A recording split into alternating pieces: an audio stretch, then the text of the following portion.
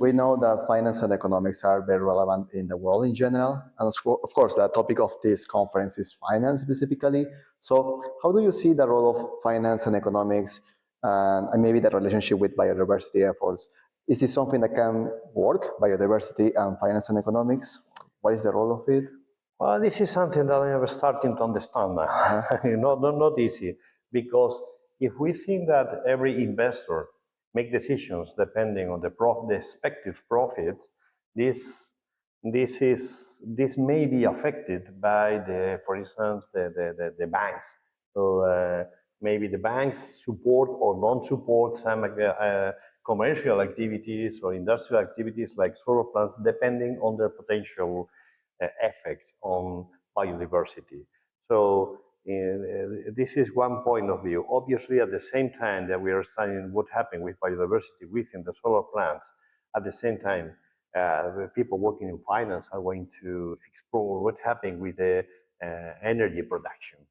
If we do this, we can increase or decrease biodiversity, but this interact with energy production. So the question is, where is the best point for the trade-off? Oh, and then this is nice. you must have into account at the same time biodiversity and finance. Great. So I believe the position there is that finance can be benefited by biodiversity in these investings, positions or investments, I would say. So also other question that I have is, do you believe that policymakers they know maybe sufficiently about biodiversity, or they have a solid understanding, or there is a lack of it maybe? I think there is, generally speaking, there is a lack of information about which is the real impact of the solar plants. Actually, if you review the recent research papers on the topic, it's just a few of them are starting to show what happened.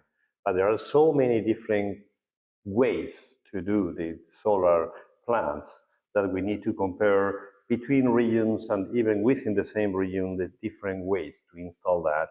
And I think that policymakers should take into account the final recommendations, because okay, it's a way to say, okay, obviously everybody agree that we need green energy. This is something that is not, unfortunately, it's not under discussion. If we help to provide some information that let us to know how to decrease or eliminate the impact on biodiversity at the same time that still you produce profits producing green energy, that's fantastic. That is, in short, this is the goal of the project. Okay, that's nice. And do you think that maybe investors have more knowledge than policymakers? Maybe investors have more knowledge of biodiversity and its importance? Or you also believe that maybe they need more training on that or education on that? I don't think so. I think investors are looking for profits. This is reality. Obviously, some of them or most of them now needs to take into account the impact of their activities, because maybe other way they're going to have limitations in respect to the budget that they can manage, because maybe some investors, some banks decided to stop.